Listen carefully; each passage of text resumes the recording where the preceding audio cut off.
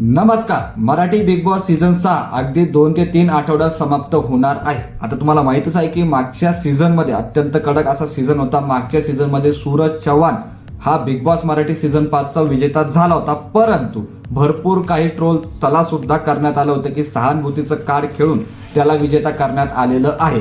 असंच काहीतरी समीकरण बिग बॉस 6 मध्ये सुद्धा होत आहे. प्रभू शेळके याला सहानुभूतीचं कार्ड खेळून त्याला जिंकवण्यात येणार अशी सुद्धा चर्चा रंगली होती. परंतु आता त्यावर शिक्कामोर्तब झालेला आहे की बिग बॉस मराठी सीझन 6 थोडंसं वेगळं आहे. नक्कीच प्रभू शेळके हा घराच्या बाहेर गेलेला आहे. म्हणजे जी चर्चा रंगत होती की प्रभू शेळके विनर होऊ शकतो ती आता थांबलेली आहे. प्रभू शेळके हा 2 आठवडे 3 आठवड्या आधीच आपल्याला घराच्या बाहेर दिसतोय. आता फक्त 9 स्पर्धक बाकी आहे. तर तुम्हाला काय वाटतं, कोण विजेता होणार? नक्की कमेंट करून नक्की सांगा. धन्यवाद.